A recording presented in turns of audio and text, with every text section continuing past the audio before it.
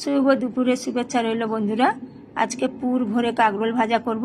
তো আমি কাকরোলগুলোকে দু আধখানা করে কেটে নিয়েছি, কিন্তু গায়ের খোসাগুলো আমি আগে ছাড়িয়ে নিয়েছি। জল গরম বসিয়ে দিয়েছি, অল্প লবণ দিয়ে কাকরোলগুলো সেদ্ধ করে নেব। কাকরোলটা সেদ্ধ হয়ে গেছে, আমি এখন নামিয়ে নেব।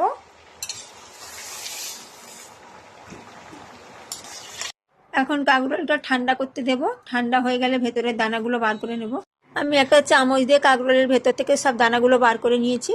আমি পুরটা বানিয়ে নিয়েছি। তো এই পুরটা বানিয়েছি কাকরোলের দানা দিয়ে, কাঁচা লঙ্কা দিয়েছি, অল্প কালো সর্ষে, সাদা সর্ষে আর লবণ আর হলুদ।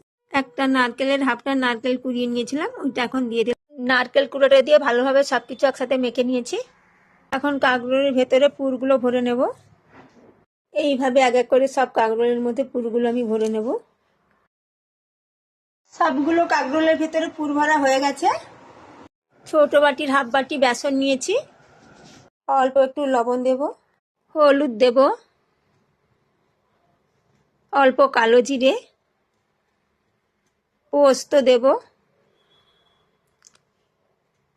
সামান্য একটু চিনি দেব,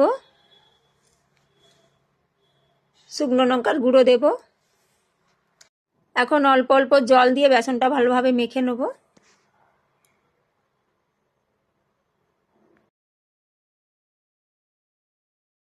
জল দিয়ে ভালোভাবে বেসনটা মাখা হয়ে গেছে। আমি কিন্তু বেশি পাতলা করিনি, একটু শক্ত রেখেই মেখেছি। আমি এক একটা কাকরোলে এইভাবে বেসন লাগিয়ে নেব, নিয়ে ভেজে নেব।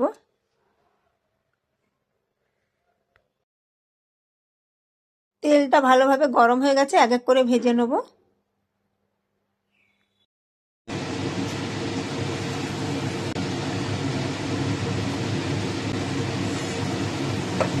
চারটে করেই ভাজবো, এবার উল্টে দেব।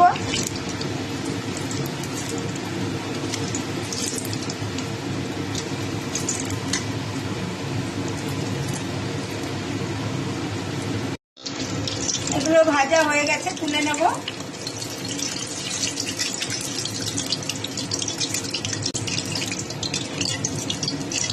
কাকরোল ভাজা রেডি হয়ে গেছে বন্ধুরা। যারা যারা খেতে ভালোবাসেন চলে আসুন।